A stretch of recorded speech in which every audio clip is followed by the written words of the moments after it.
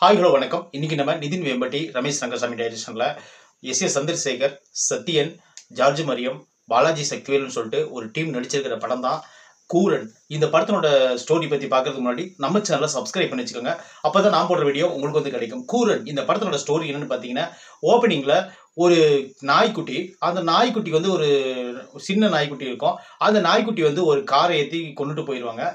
அதுக்கப்புறம் அந்த நாய் போய் ஸ்டேஷன்ல கம்ப்ளைண்ட் கொடுக்கும். தன்னோட குட்டியை கொன்னுட்டேன் அப்படின்னு சொல்லிட்டு ஸ்டேஷன்ல கம்ப்ளைண்ட் கொடுக்கும்.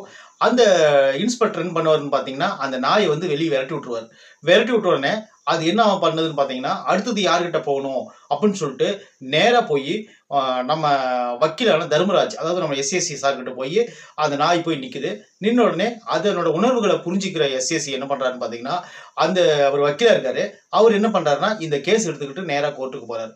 கோர்ட்டுக்கு போயிட்டு கோர்ட்டில் போய் அந்த நாயை அந்த கார் தான் அடிச்சு கொண்டுச்சு, அந்த காருக்கு சொந்தக்காரர் இவர் தான், அந்த நாயை கொன்னவருக்கு கண்டிப்பாக தண்டனை வாங்கி கொடுக்கணும் அப்படின்னு சொல்லிட்டு அவர் எடுக்கிற ஒவ்வொரு முடிவும் தான் இந்த படத்தினோட மொத்த கதை.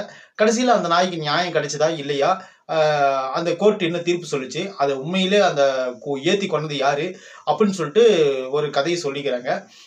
இந்த கதைகளை நான் பார்க்கும்போது ராமநாராயணன் படங்கள் தான் நம்மளுக்கு ஞாபகம் வரும். அவரோட படங்களில் பார்த்தீங்கன்னா பாம்பு டைப் அடிக்கும், குரங்கு வந்து கடிதம் எடுத்துகிட்டு போவோம், அப்புறம் பார்த்தீங்கன்னா யானை ட்ரெஸ் போட்டுக்கும், நிறைய விஷயங்கள் பண்ணுவார் அவர். மிருகங்களை வச்சு ஆக்சுவலி விலங்குகளை வச்சு அவர் நிறைய ஒரு விஷயங்கள் பண்ணுவார். இதெல்லாம் பார்க்கும்போது நம்மளுக்கு ஒரு ஆச்சரியமாகவும் ஒரு பயங்கரமாகவும் இருக்கும். ஆனால் இந்த படத்தை அப்படி எடுத்துக்கிறாங்கன்னு பார்த்தீங்கன்னா, இந்த படத்தை வந்து ஒரு பிளாட்டாக எடுத்துக்கிறாங்க. பிளாட்டாக எடுத்ததுக்கு காரணம் என்னன்னு பார்த்தீங்கன்னா, இந்த கதை வந்து இப்படி தான் முடியும் அப்படின்னு சொல்லிட்டு நம்மளுக்கு ஆரம்பத்திலே தெரிஞ்சிருது. அதனால் வந்து இது ஒரு சுவாரஸ்யமாக சித்தரிக்கப்பட்டிருந்தா கூட இது வந்து நம்மளுக்கு அவ்வளோ ஒரு சுவாரஸ்யமாக நம்மளுக்கு காண்பிக்கப்படலை. பட் அந்த நாயினோட ஃப்ளாஷ்பேக் நல்லா இருந்துச்சு. அந்த நாய் வந்து ஒரு போலீஸ்கார நாயே, அது எவ்வளோ கேஸுகளை பிடிச்சிருக்குது அப்படின்னு சொல்கிறதெல்லாம் உண்மையிலே யோசிக்க வேண்டிய விஷயம். அப்புறம் இந்த நாய் பாஷைக்கு வந்து டிரான்ஸ்லேட் பண்ணுறதுக்கு வந்து சத்தியம் வந்திருக்காரு. அவர் வந்து ஒவ்வொரு விஷயமா கோர்ட்டில் சொல்லும்போது நல்லா தேர்ந்த விஷயம், அந்த சீன்லாம் நல்லா இருந்துச்சு. அதுக்கப்புறம் பார்த்தீங்கன்னா நம்ம ஜார்ஜ் மரியம் அவர் வந்து என்ன பண்ணுறான்னு பார்த்தீங்கன்னா, பார்வையற்றவராக வந்து கடைசியாக அந்த விலைக்கு சொல்கிற காட்சி நல்லா இருந்துச்சு. எஸ்எஸ்சி சார்கிட்ட சொல்லவே தேவையில்ல, அவரோட நடிப்பு அருமையாக இருந்துச்சு. இந்த படத்தில் ஒரு முதுகெலும்புன்னு பார்த்தீங்கன்னா அவர் தான் இந்த படத்தினோட ஹீரோவும் கூட. பாலாஜி சக்திகளை வந்து இன்னும் நல்லா பயன்படுத்தியிருக்கணும். அவர் வந்து ஒரு மூத்த நடிகர், ஒரு இயக்குனர். அவர் இன்னும் நல்லா பயன்படுத்தியிருந்தாங்கன்னா இன்னும் நல்லா ஒரு இன்ட்ரெஸ்டிங்கான ஸ்டோரியாக வந்திருக்கும். இன்னொரு விஷயம் என்னென்னா, அந்த காருக்கு சொந்தக்காரனா அந்த கார் டிரைவிங் பண்ணிட்டு போகிறவர் ஏன் அந்த மாதிரி காட்டுறாங்கன்னு தெரியல. அவர் வந்து ஒரு சைக்கோ கேரக்டர் அப்படின்னு சொல்கிறதுக்காகவே சில விஷயங்கள் பண்ணியிருப்பாங்க. அது வந்து பார்த்தீங்கன்னா படத்தோட அவ்வளவா ஒன்றி போகிற மாதிரி தெரியல. இன்னொரு விஷயம்னு பார்த்தீங்கன்னா, ஒரு நாய் அடித்து போட்டு நம்ம ஈஸியாக கடந்து போயிடுறாங்க எல்லாருமே. அந்த நாய்க்கு பின்னாடி இருக்கிற அதனோட தாய், அதனோட எப்படி வளருது அப்படின்னு சொல்லி யாருமே பார்க்க மாட்டாங்க இந்த காலத்தில். ஆனால் அதெல்லாம் பார்க்கணும். ஒரு வாயில்லாத ஜீவன்னா கூட கொஞ்சம் நேரம் பிரேக் அடித்து அதை முடி கொடுத்து தான் போகணும் அப்படின்னு சொல்லிட்டு ஒரு ஆழ்ந்த கருத்தை இந்த படத்தில் சொல்லியிருக்கிறாங்க.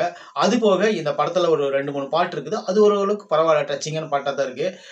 இன்னொரு விஷயம் பார்த்தீங்கன்னா, இந்த படத்தில் காமெடின்னு ஒன்றும் பெருசாக கிடையாது. இந்த படத்தில் வந்து அடல்ட்டுன்னு வேறு எதுவுமே கிடையாது. நீங்கள் நீட்டாக பார்க்கலாம். காட்சிகளுக்கும் ஒட்டாமல் இருக்கிறது ஒரு பெரிய விஷயம். அப்புறம் 2வது வந்து அந்த நாய் எமோஷனல் நல்லா இருந்துச்சு. அதெல்லாம் ஒரு உண்மையை சொல்ல முடியாது. அதுக்கு நல்லா ட்ரைனிங் கொடுத்து நடிக்க வச்சிருக்காங்க. அதெல்லாம் உண்மையிலே பாராட்டப்பட வேண்டிய விஷயம் தான். இந்த படத்தை மொத்தமாக தாங்கி பிடிக்கிறது யாருன்னு பார்த்தீங்கன்னா எஸ்எஸ்சி சார் தான். அவர் தான் இந்த படத்தினோட பலமே. இந்த படத்தினோட பலவீனம் என்னன்னு பார்த்தீங்கன்னா, ஒரு நீளமான காட்சிகள், அப்புறம் யூகிக்க முடிய கிளைமேக்ஸு, நம்மளால் யூகிக்க முடிஞ்ச கிளைமேக்ஸு, அதுதான் பலவீனம். அப்புறம் 2வது வேற ஒன்றும் இல்லை. இந்த படம் வந்து நீங்கள் பார்க்கணும்னு நினச்சிங்கன்னா எல்லாரோடும் போய் குடும்பத்தோடு உட்காந்து ஒரு டைம் இந்த படத்தை நீங்கள் பார்க்கலாம். அதுக்குள்ளான எல்லா வேலையும் இந்த படத்தில் பார்த்து வச்சுருக்காங்க.